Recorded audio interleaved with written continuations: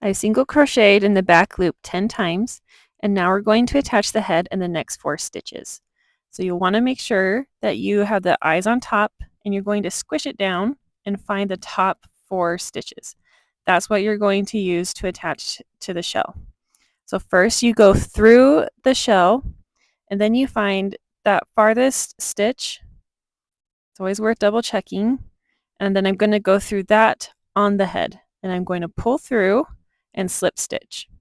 Now I'll go to the next one, and I'm going to go through the body and then the head, pull through both.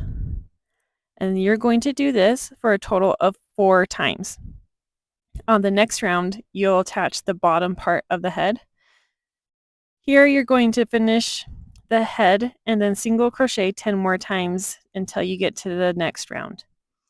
This is what it should look like once you've attached it, and see you have a little opening, and then you'll finish on this side with 10 more single crochets.